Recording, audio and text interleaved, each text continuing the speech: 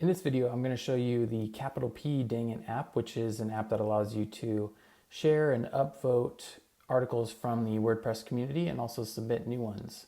So this one has some cool features. Some of them are new to AppPresser, some of them are not. But I wanted to show you, if you wanted to build an app similar to this, how we did it. So the first thing I did was I created an app in the app wizard, and then after I waited for it to build and everything, it showed up here. So the custom pages that I created, I needed a popular feed and then a feed with all of the articles here. And then we also have a filter where you can grab like certain posts. And then we also have a form where you can submit an article if you're logged in. So the popular feed sorts the items by number of upvotes. And this upvoting was it was a custom feature that I built. It's not available out of the box with AppPresser, but contact us if you want that in your app. And then it also has a share button and then a flag button that you can do, which is required by Apple. When you have user submitted content, you have to be able to flag stuff as like inappropriate. So that is, we had to add that in. And then you have a search. So the main thing is just to be able to quickly go see what's new in the WordPress community, and then you can click on the article title and read it, or you can share it or upvote it. So a few interesting things we did with this. The first thing would be the popular feed. So the way that I built that is with the WordPress post list block. So to add that, you just go into the post builder or the page builder and you choose WordPress post list. And then I chose the card display, infinite scroll, I have search here, and then I customized the posts that were displayed because I wanted to send it to a custom endpoint that I created. The endpoint I created grabs all of the posts and then filters them by the upvotes, which is in the post meta. And again, this is a custom feature that I built, but and then it returns them in the order with the most upvoted one at the top. So I will show you how I wrote that code in just a minute, but I don't want to get too deep into the weeds here. The way that the post list works is it will display your posts from your blog unless you check this customize post displayed box, and then you can add in a custom endpoint. So if you have a custom post type, you can do that by adding the endpoint to the custom post type. So usually where it's going to be would be your site, WP-JSON, WP-V2, and then it would be like the post type slug there. And keep in mind that WordPress does not display custom post types by default in the API, so you do have to make sure that you add REST API support, and you do that by using this register post type argument and then putting show and rest equals true. This right here is the important part. The other parts don't matter for our purposes. So you can either use this code, which is the register post type args filter, or if you're using a plugin that adds your post type for you, that like custom post type UI, it would just be a checkbox. You just want to make sure it says show and rest equals true, and then the rest base would be where it ends up at. So for example, this one is books. So if we were going to use that exact one in our app, it would be books. This is the default API endpoint, which is your site, WP-JSON, WP-V2, and then your post type slug. In my case, I actually added a completely custom endpoint with a custom URL and everything, and I'm going to show you how I did that in a minute. So then I got an icon, and then let's move on to the next one. So then we had all, which is where I wanted to display all the posts regardless of upvotes, and then I wanted people to be able to filter those based on category.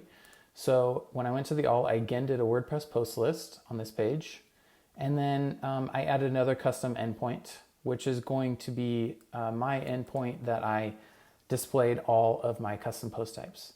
This was not super necessary. I'm doing some stuff with that I'll show you in a minute that I had to make custom.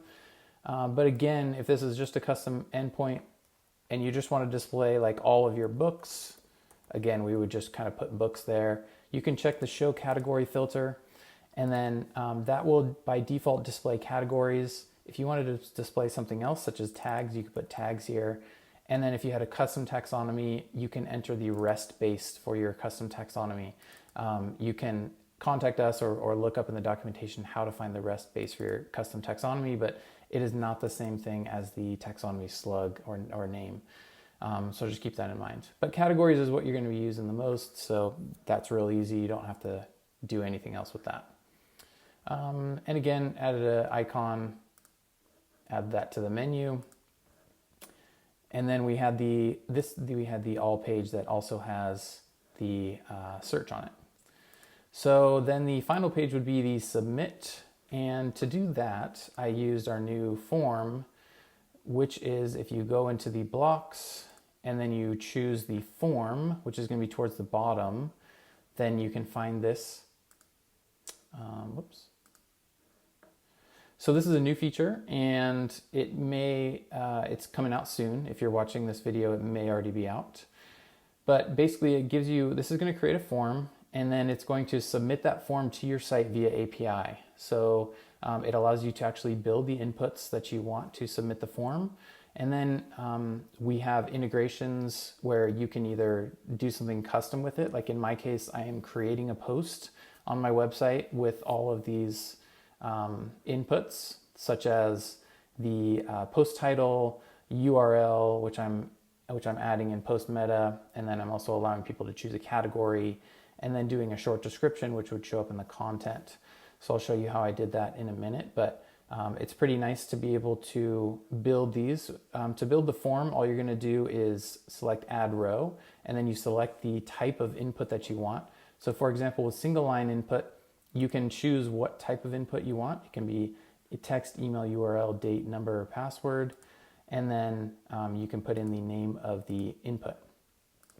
So we're going to go over, all of the ways that you use this form is going to be in our documentation, but basically I used these inputs to create this form.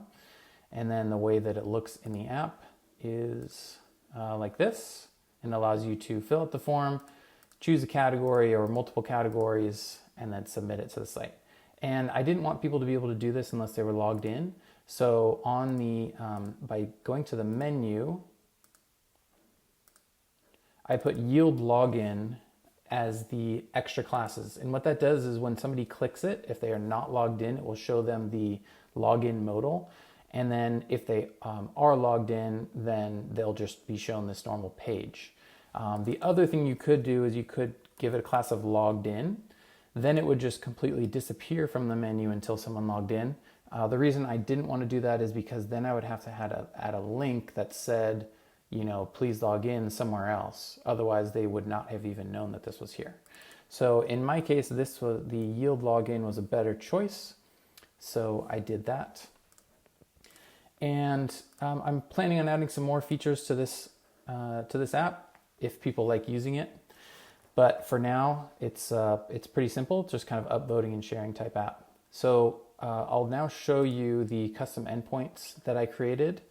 And this is going to get a little technical. So if you are not interested in the technical bits, then you can go ahead and sign off now. Okay, so I'm going to show you the code that I used to do some of my custom post type and custom endpoints. So the first thing is I added a custom post type. This is just register post type, nothing crazy here. Again, you might be working with a post type that already exists, so you can probably ignore this part, and you would just use the register post type args that I showed you earlier to get this show and rest equals true, and then you'd be good to go. You can go ahead and add that as your endpoint, like I showed you before with the books, and then that's it. That's all you need to do. What I'm going to show you here is I couldn't do that because I'm actually combining two separate post types into one and returning that into an endpoint. So I had to take it one step further and add my own route. So by doing that, I used the REST API init action, and then I registered all of my custom routes that I have here. So the route that I have here, for example, for getting all posts, I have a callback. This is why I had to create a custom endpoint, is because I wanted to get two different custom post types, combine those, and then return it in the request. because I have some that are automatically scraped and I have some that are user submitted. Those are different post types. So what I did is I created a WP query that has both of these post types as part of it. And then I just return those items. So one thing that's important to note is you want to check for this page parameter because that is sent from the app so that your infinite scroll will work. And then what you can do is just say that what this is saying is it's page 1 by default, but if they send a page parameter that's like 2 or 3 or something, then we put that in there, and that makes sure that when we do an infinite scroll that it returns the correct posts. We also want to support search, so we have this here. If there's a search parameter, then we add that into the query. And then categories is another one for the, that's for the category filter that I showed you. Let me pop back over there. Right here, so if we select a category, then I want to be able to understand which one that is so that I can return that in my response. So that's what that is here. And then I sort of change the way that the posts are formatted because I wanted to add a couple of things into it. So for example, I'm grabbing some post meta and I'm putting that into the actual post here. So we have template hooks here, which show up in the app. So for example, we have, let me just show you post list below title. We have some post meta from the site that it's from, and then also the person who submitted it. So if you see right here, it says like from WP Tavern, and then this site, wptavern.com, or for example, on one of the user submitted posts, let me just click over to one of those. You'll see the site is here, and then the person that submitted it is here. So that's the code that we have here. This is a post list. This is below the title right here, and this is below the content. So if you look up template hooks in our documentation, you'll see that you're able to add those. Here I'm just adding them into the post response right away. You can also add those in after the fact to a post type that's already been registered, such as normal WordPress posts, and we have that code in our documentation on how to add that. Once a post is submitted, so this submission form that we have here, I have a couple things that I want to do with this. The first is if someone submits it, I want to make sure that they're logged in. So I have this permission that says if they're logged in. And then the second thing I want to do is I want to create a post. And then the third thing I want to do is I don't want to allow them to create a bunch of posts just to avoid any problems with like spam or duplicate submissions, things like that. So I'm going to show you those three things. So to deal with the app's form submission, we have a hook, and it's called APPP form submission. It's an action hook. So what I can do is register a callback, and then I add a priority, not super important, but the 2 is important because that means it accepts 2 arguments. So when I do this, my callback is going to be create post. So what I do here is I check if there's a user ID, and then if there's not, I return. So this endpoint already has permissions set that you have to be logged in to submit to it. So I don't need to check that, but what I am checking is I'm just making sure that the user ID was passed properly. If for some reason it's missing, I don't want to submit this. Another thing you could do is you could check, you could say like if, there's no user, or if it's, is WP error user, then you can also return. So either way, whatever you want to do is fine. So this is just a quick check. And then what I'm going to go on and do is creating this post. So the post I'm creating is going to have the fields from my form. So let me show you how that works. When I create the form, I give it names. So each field has a name. And then when the form is submitted, those names are the key that you're going to use to submit the data or to grab the data. The only difference is that there's going to be an underscore for spaces. So for example, post title, I have one of my fields is called post title here with a space, right? So then when I grab that data in my hook, it's just going to be data with an underscore. So I do the same thing with the other fields. I added the post author as the user ID that's submitting it. And then I'm adding in meta for these different fields that I added. I had a URL field and a name field that's going to be post meta. This could also be like, you know, the author name or something if you wanted it. And then the other thing I'm going to check for is category. So I had a select menu that has a name of category. And when you have a select menu that allows multiple inputs, it's going to look like this, where you can check multiple inputs. It's going to be an array. So what I'm doing is this data category input is going to be an array. So I'm looping through, and then I'm basically just adding those IDs to the post category argument for WP insert post, and then I'm inserting the post.